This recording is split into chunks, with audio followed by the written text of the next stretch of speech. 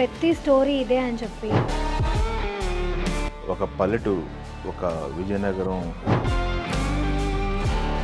చాలామంది ఏంటి ఇదే స్టోరీయా, ఇంత సింపుల్ స్టోరీయా. పెద్ది అనే క్యారెక్టరు ఒక 10 సంవత్సరాల జర్నీ. సినిమాలో జగపతి బాబు క్యారెక్టర్ ఎంటర్ అయిన దగ్గర నుంచి సినిమా నెక్స్ట్ లెవెల్కి వెళ్ళిపోతుందని చెప్పేసి.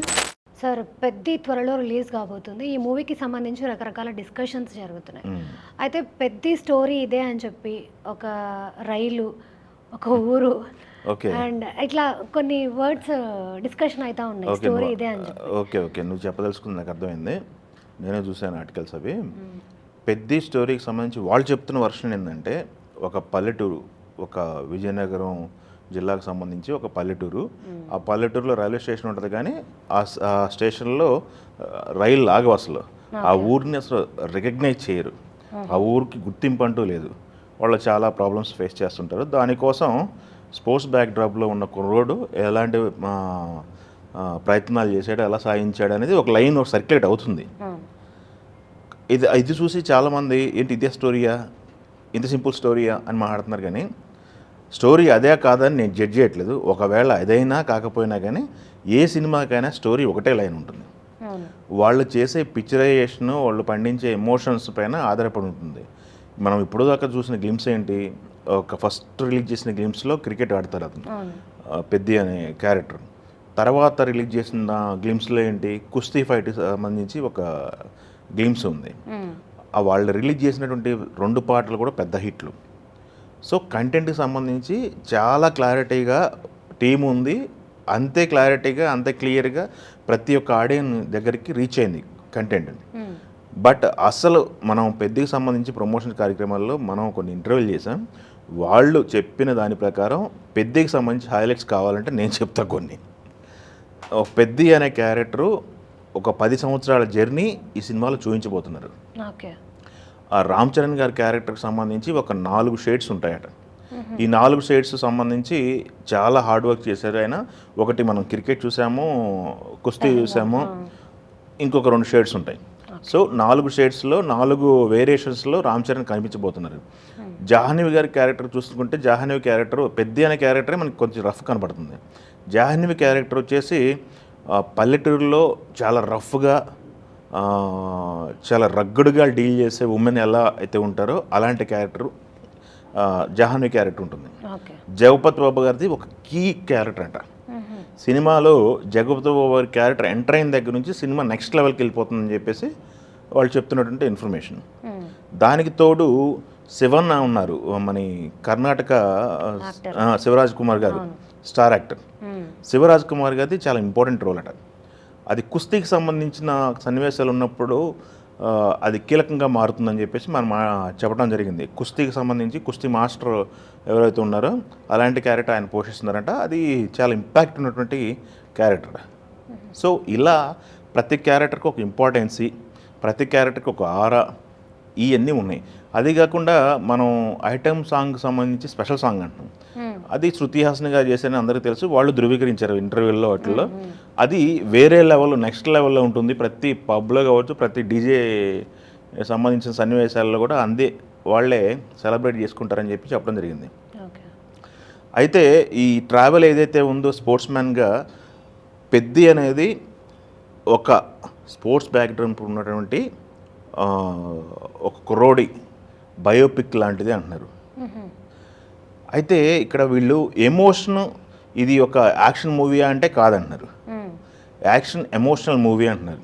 ప్రతి ఒక్కళ్ళు సినిమా చూసిన ప్రతి ఒక్కళ్ళు కంట తడి పెట్టకుండా బయటికి రారు. సినిమా అయిపోయిన తర్వాత ప్రతి ఒక్క ఆడియను వాళ్ళు చాలా ఎమోషనల్గా బయటకు వస్తారని వాళ్ళు బల్లగుద్ది చెప్తున్నారు. సో దీంట్లో ఉన్నటువంటి ఇంపాక్ట్ ఇదనమాట. మనం బుచ్చిబాబు గారు డీల్ చేసినటువంటి కథ చూసుకుంటే ఉప్పెన ఒక లవ్ స్టోరీ, చాలా లవ్ స్టోరీలు చూసాం. బట్ అతను డీల్ చేసిన విధానం ఎలా ఉంది, అతను ఒక ఫాదరు డాటరు ఎమోషన్ ఎలా క్యారీ చేశాడు, ఇద్దరు యంగ్ పెయిర్ వాళ్ళ రిలేషన్ ఎలా డీల్ చేశారు, వాళ్ళ మధ్య బాండింగ్ ఎలా డీల్ చేశాడు, ఇవన్నీ కూడా సినిమాలో మనం చాలామంది ఆ సినిమా చూసిన తర్వాత ప్రేమిస్తే సినిమా ఇదే కదా అంటారు. బట్ అది చూసిన వాళ్ళైనా సరే ఇది చూసి 100 కోట్లు ఎందుకు ఇచ్చారు, ఊరికే ఇవ్వలేదు కదా. సో చాలా సినిమాలు రిఫరెన్స్లు ఉంటాయి. చాలా సినిమాలకి సంబంధించి సీన్లు ఏదో ఒక సినిమాలో దాదాపు 100 సంవత్సరాల తెలుగు సినిమా ఇండస్ట్రీ హిస్టరీ ఉంది. ఎక్కడో ఒక రెఫరెన్స్లు తగులుతూనే ఉంటాయి. దానికి తగ్గట్టు వీళ్ళు చాలా మనం గతంలో చూసుకున్నాము. కుస్తీకి సంబంధించిన దంగలు ఉంది, లగాన్ క్రికెట్కి సంబంధించిన లగాన్ ఉంది. ఈ రెండింటికి రెఫరెన్స్లు తీసుకుంటారని చెప్పేసి వీళ్ళు 3 సంవత్సరాల నుంచి స్క్రిప్ట్ పైన ఉన్నారట. మనం ప్రొడక్షన్ డిజైనర్ శైలేష్ కోల్ని ఇంటర్వ్యూ చేశాం. ఆయన రివీల్ చేసినటువంటి పాయింట్స్ అన్నమాట ఇవన్నీ కూడా. సో అవన్నీ కూడా వాళ్ళు చాలా రీసెర్చ్ చేశారనమాట. ఇది మ్యూజికల్గా పెద్ద మ్యూజికల్ హిట్ అవుతుందన్నారు. ఒక లవ్ స్టోరీ ఉంది, ఒక పెయిన్ ఉంది. ఇందుట్లో ఇంకొకటి తండ్రి ఎవరైనా తండ్రి కొడుకు ఎమోషన్ ఉంటుంది, ఊరితో బాండింగ్ ఉంటుందంట. సో ఇది చాలా లేయర్స్ ఉన్నాయి దీనికి. సో అంత కాన్ఫిడెంట్గా వాళ్ళు ఎందుకున్నారనేది ఇది. అది కాకుండా నిర్మాతది ఫస్ట్ సినిమా ఇది, హృదయ్ మూవీస్. ఫస్ట్ సినిమాకి ఇంత భారీ బడ్జెట్తో ఎందుకు తీస్తున్నారు అనేదానికి క్వశ్చన్గా వాళ్ళు చెప్తున్న సమాధానం ఏంటంటే, ఒక ఎపిక్ లాగా నిలిచిపోయే సినిమా ఇది, ఒక క్లాసిక్ లాగా నిలిచిపోయే సినిమా అని చెప్పేసి వాళ్ళు మాట్లాడుతున్నారు.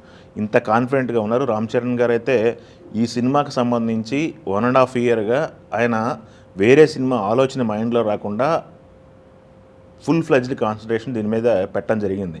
ఆ కుస్తీ ఫైట్లకు సంబంధించి ఒరిజినల్ ఫైటర్స్ అందరం తెచ్చారంట. కుస్తీకి సంబంధించిన వ్యక్తులందరినీ ఇండియా వైడ్గా ఉన్నటువంటి ప్రతి రాష్ట్రం నుంచి టాప్ లెవెల్లో ఉన్నటువంటి కుస్తీ ఫైటర్స్ ఎవరు ఉన్నారో వాళ్ళందరినీ కూడా తీసుకొచ్చి కుస్తీకి సంబంధించినటువంటి ట్రైనింగ్ కూడా తీసుకున్నారంట రామ్ చరణ్ గారు.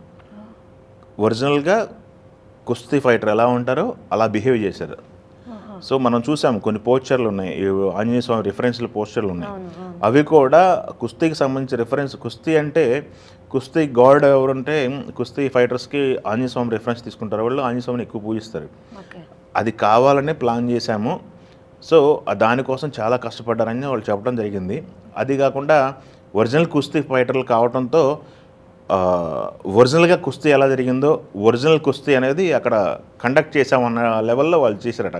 అందుకే రామ్ చరణ్ గారికి ఇక్కడ కంటికి దెబ్బ తగిలింది, సర్జరీ జరిగిందని చెప్పేసి మనం మాట్లాడుకున్నారు. చిరంజీవి గారు ట్వీట్ వేశారు. అది ఒరిజినల్ లెవెల్లో కుస్తీ జరిగితే ఎలా ఉంటుందో అలా వాళ్ళు చేయడం జరిగిందంట. సో ఇప్పుడు మనకి క్లారిటీ రావడం జరిగింది. 18వ తారీఖు దీనికి సంబంధించిన ట్రైలర్ వస్తుంది.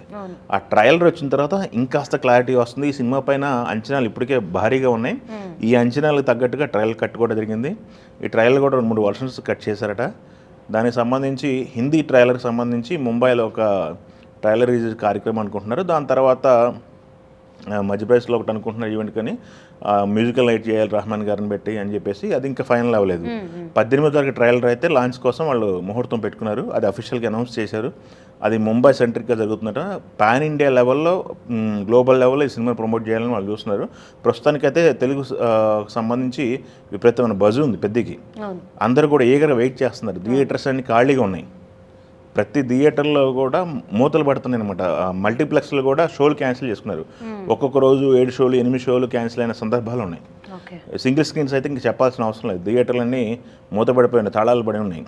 అన్నిటికీ ఒకటే ఒక హోపు, పెద్ది వస్తే థియేటర్స్ అన్నీ కళకళలాడతాయి అని చెప్పేసి వాళ్ళు ఈగర్గా వెయిట్ చేస్తున్నారు. సో పెద్దికి సంబంధించి అయితే ఎలాంటి బజ్ వచ్చినా ఏం జరిగినా అది పెద్ద సినిమాకు ఉపయోగపడిద్దని మనం చెప్పుకోవాలి. ఈ మధ్యకాలంలో అయితే ఈ రకంగా బజ్ రావడం పెద్దకి జరిగిందని మనం చెప్పాలి. పెద్ద అయితే ఫుల్ కాన్ఫిడెంట్గా ఉన్నారు. పక్కాగా హిట్ సినిమా అని చెప్పేసి అందరికి కూడా ఒక అంచనా ఉంది. ఎస్.